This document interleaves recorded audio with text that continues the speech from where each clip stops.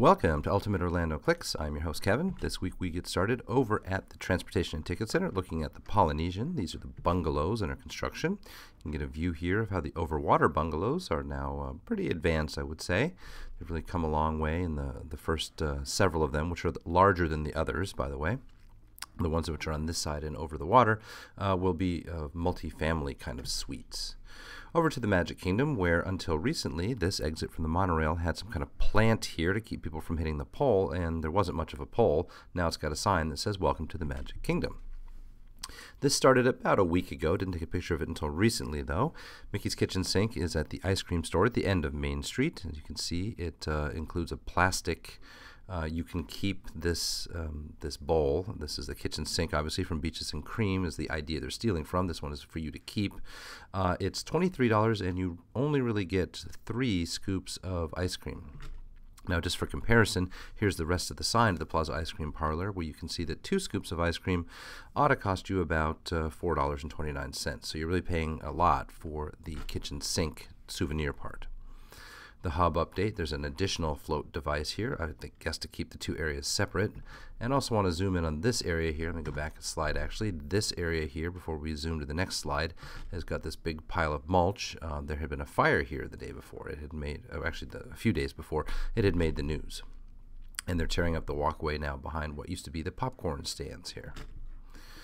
Over to this angle of the former Swan Boat dock, so you can see what it looks like. They've really not only fenced it in, but put all this landscaping in to make it look like there never was a dock here.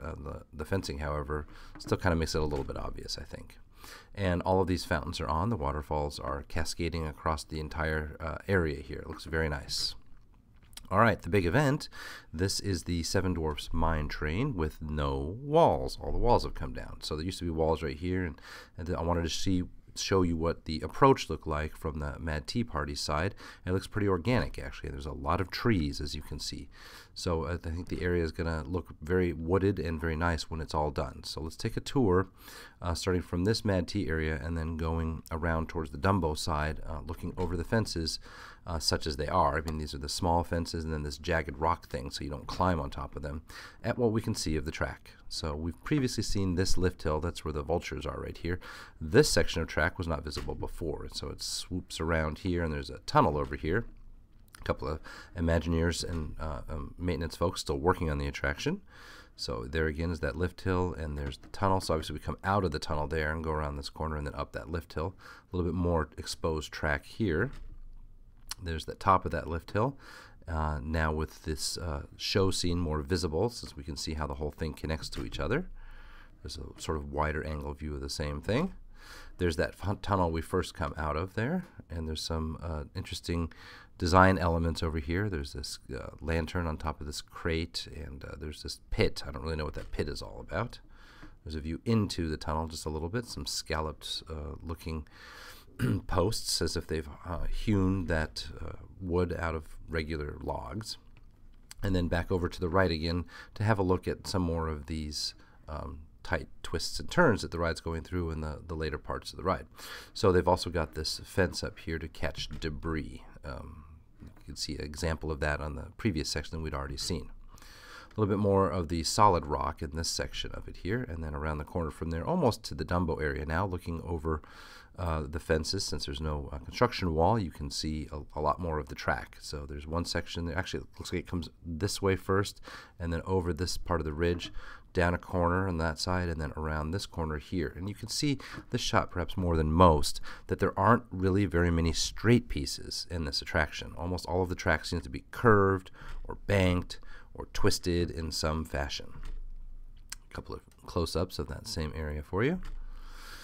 And then we continue along this wall. We're going to go over in this direction. This knot of people is staring at something interesting, actually. First, a couple of looks back at that first turn there and that bank along the top. Here's what the folks are looking at. It is a vehicle. It is only one instead of a whole train of vehicles. Obviously, people are working on it. And the vehicle in question is called the Envelope of Protection Vehicle, because what it's measuring is people's ability to reach out the sides and touch the props or hurt themselves. And so that's why it's the envelope of protection, that they need to make sure that people can't reach out too far and hurt themselves. Now, you get a couple of different views of this vehicle in a minute. It's part of the test and adjust phase. First, I want to show you what's going on. They've got the line hooked up here, here, and here. What they need to do is winch the vehicle painstakingly up to this part, this last curve. So perhaps it lacked the requisite weight to make it all the way up to the top, which can happen if it's just a single vehicle. A little example here of the upstop scenario that they have here, where you've got wheels on the top, on the side, and on the bottom as well. What a modern roller coaster always does, really making it quite impossible for the roller coaster to come off the rails. I'll get a couple more views here of the envelope of protection car. You can see that they've just written right on the front of it, or right on the back of it, I guess, from this angle, that this is the right side, and that this is the right side in the middle, and this is the right side in the second wing, just to gauge whether anything can hit these prongs on the outside. Now the vehicle is down below here. I wanted to show that there were also some of these logs in this spot here, I guess, to prevent anyone from throwing things off of the ride. And they have a temporary kind of wall erected here. It's really just a tarp. I'm not sure what that's there for, since there's nothing obviously behind it. But we've come around that last corner here, and looking at the vehicle where they were testing it and winching it, actually they managed to wedge something up in this particular wheel near the back left of that test vehicle, and you can see they did a little bit of damage to the back of the vehicle. Going from there around the corner toward the meet aerial zone, the wall has come down here as well, and you can see they've got the fake plants and the trees right up at the top, just right on top of these boulders.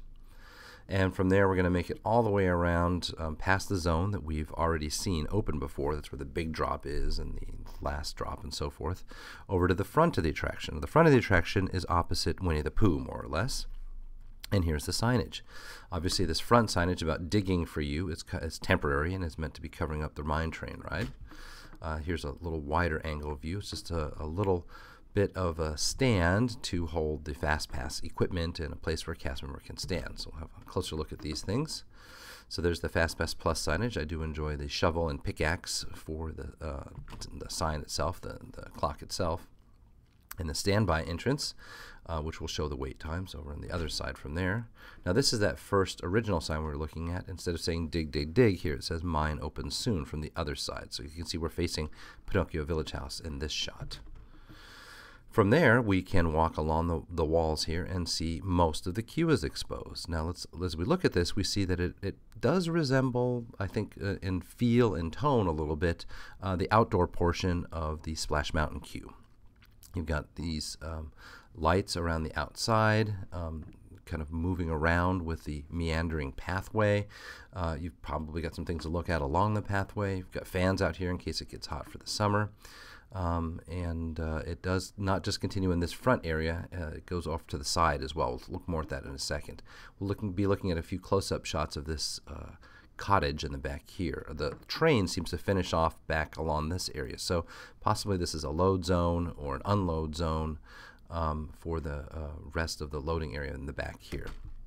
Alright, so there's the first zoomed in shot of the cottage. You can see they've got some props set up on the outside of the cottage. We've moved over slightly from here to show you the fans, as well as these kinds of trees with white bark. We'll come back to that in a minute. Because here on the poles that are holding the lanterns, you'll notice they have some white bark. So what they've done here is done a little design element to make it look like they've carved the rest of the pole out of a regular tree, but they've left the bark on. Now, of course, the whole thing is fake, so what it really means is that they've done extra work to put the bark there. It's a nice touch. So standing in the same spot, I'm looking more to the right. This is kind of a wide angle of the area. This is a stroller parking for this attraction and probably as well for Winnie the Pooh. Another close-up of that cottage we were looking at earlier, looking through the trees here to some of that theming. And a shot of the wider queue area. Probably won't be empty for long. There's right next to the wall, obviously, some more of the queue, or perhaps this is the Fastpass area. A little hard to tell at the moment. You do eventually, as a queue, go into this tunnel here. In fact, you can't see them in the shot, but there are ropes dividing it. So one expects that the Fastpass and standby queues both go into this tunnel. And you can see they've got that bark-looking design over the top of it as well. They've really done a lot of carving of concrete to make it look convincing. So back at that front kiosk where the sign is and the Fastpass Plus equipment is, here is the safety sign. The mine train, as you can tell, will have a height requirement of 38 inches. So those who are over 38 inches will be able to ride. Another shot of the wider area here, again taken from the stroller parking, and you can see in the background here is the Mad Tea Party. There's another structure here, a covered area, and it appears to be more queue. We'll be looking at that in a moment here. First, let's zoom up to look at the mountain with everything finished across the top. I think this is how it's gonna look, because the ride looks very close to finished, that you've got pockets of trees and pockets of meadow grass, and then pockets of bush, but otherwise lots of boulders. All right, here's looking into that queue area, that covered queue area. I'm not sure what these poles, these chains are for. If there's something you can yank on for that, that's a possibility. You can see some more of the tree-designed poles that are part of the attraction, as well as these rather curious-looking bushes that have been pruned to aim straight upwards. This is an establishing shot to see how wide the walkway is next to Winnie the Pooh over on the right. And this is the last parts of our tour. Where the cast member is standing is actually the exit gate, and we'll be standing over there in just a few moments. As we work our way toward more of that covered area here, you can see they've done even more of this design work to make it look like a tree when in fact it's sculpted concrete, as well as on these poles to make it look like it was hewn out of wood when in fact it's not. Peering into the structure, you can see not only the back wall and some pickaxes, but the drinking fountain over on the side here. And then I'm going to call your attention to this little sign as well. We're going to see more of that in a second. So here's that same area, zoomed out a little bit. This giant barrel of some sort is home to a sign. And we're going to get a different view of that sign in a minute, so we'll go to a different angle and have a look at it. First, let's zoom in again near that barrel. Actually, let's go back and show you where we're zooming out is the wall behind the barrel. So on the wall behind the barrel, we can make out a V and part of another letter. It turns out to be an A, and then a U, L, and a T. This is the vault area. So it's possibly that's where we go into the attraction. Just from this angle, I thought I would take this shot of the Storybook Circus sign. You can see that the track is in the foreground. This will be an interesting shot. You can have both of these features into one shot. And there we are at the exit gate itself. This is where we're going to take that other photo in a moment. This is the exit pathway, and that's that covered structure. Other photo, there we are, of that sign. Catch the jewels as they float past, then match them up, but you got to work fast. So, and it's signed Doc. Obviously, it sounds a little bit like the sing-song rhyming that they did when they were singing that Sudsy song when they were in the movie and having to wash up for dinner. The vultures, as seen from a close-up with a bird on top of them, and then the signage of the stroller parking. Now, it was at this moment I noticed that the bunnies here facing each other is a familiar motif. So if you look back in your mind, and I'll go ahead and show you a picture of it, of what the Snow White attraction vehicles looked like back when it was still open, there were bunnies on the front of the vehicle. You can see they were facing each other, and there's a little bit of a butterfly in between them. And then on the sides of the vehicle, you have these owl eyes and a squirrel. So the squirrel is actually another feature that we'll see somewhere else here at the bottom of the safety sign. And in fact, there's that butterfly as well. So you have all of those design elements from the Snow White vehicle now making their way into the new ride as a little bit of a tribute, I guess. Okay, across the walkway from there, the Princess Fairy Tale Hall normally looks like this most of the time. Wait time seems to be several hours, as you can tell. And anyone wishing to wait in that line will have to endure a lot of people going by in the standby. While the standby will have to endure people going by in the Fastpass. Now later in the day, however, and you can tell that the time has shifted by the time this photo was taken. It's 5 or 7 o'clock or something, they remove the characters and basically rope off. Anna and Elsa do not meet people in the evenings. They only have one shift, so to speak. And so they have nothing in here right now. Later on, what will happen is a different set of princesses will come in, and you can go in the standby line for that in the evening. They do have a Fastpass Plus entrance for both sides now, and they've got them labeled. So normally this would be labeled with Anna and Elsa. On the other side, where we've got temporarily Rapunzel and Cinderella here, the Fastpass entrance for them has Rapunzel and Cinderella. Now that sign has to get changed out if they ever change out which characters are on that side. This caught my eye as a somewhat new merchandising opportunity. Anna and Elsa and Olaf balloons for sale. Now after this, we made it back over to the mine train.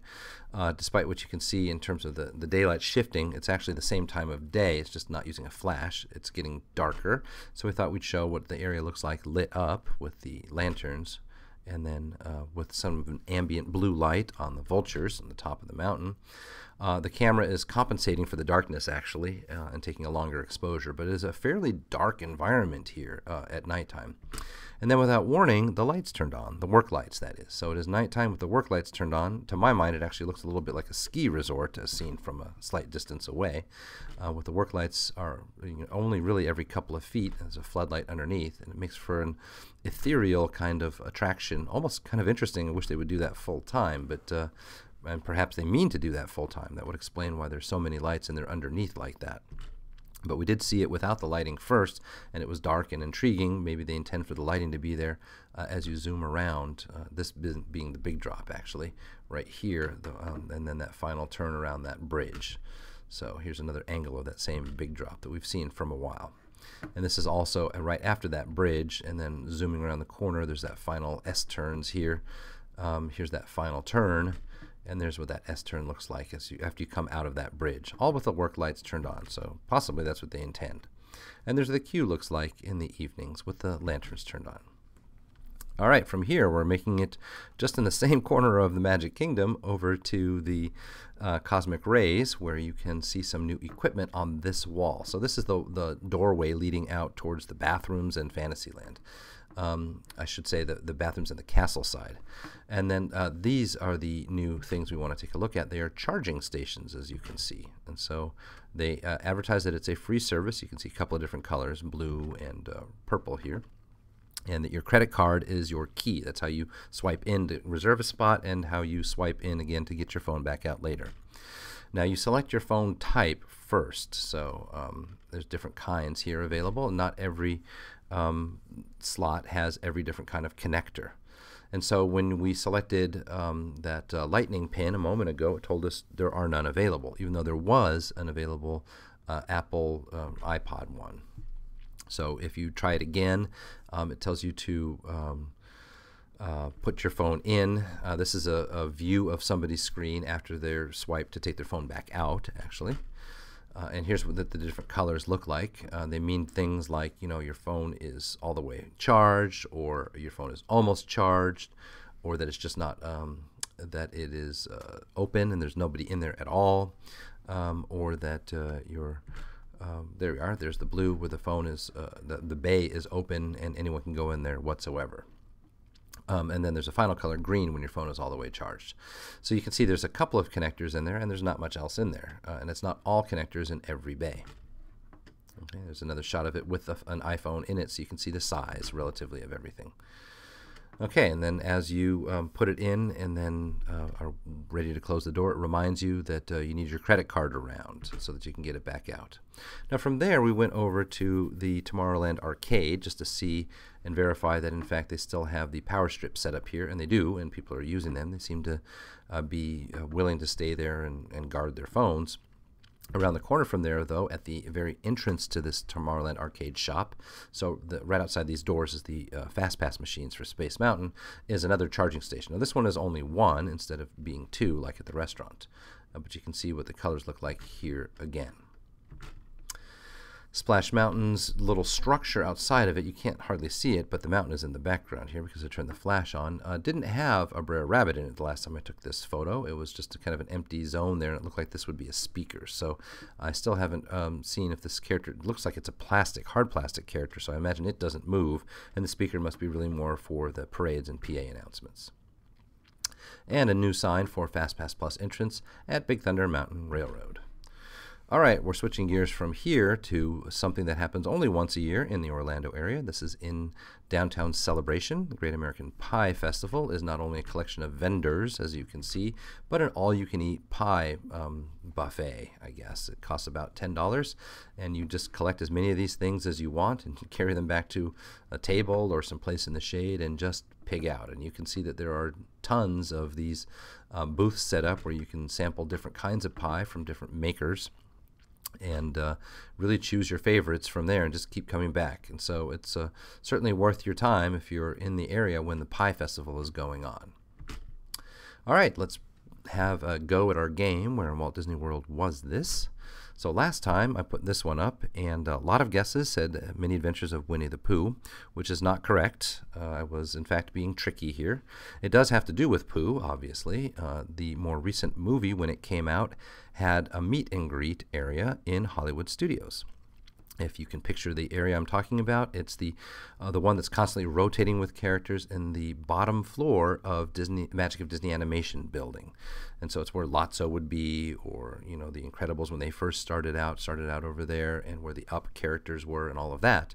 And there's a little room, a queue room that you go through. And then that back wall queue room, that's where we had this writing of Winnie the Pooh and some projected images.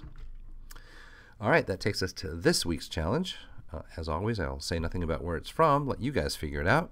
Leave your comment in the section below. Where in Walt Disney World was this? And we'll see next week if you guys are right.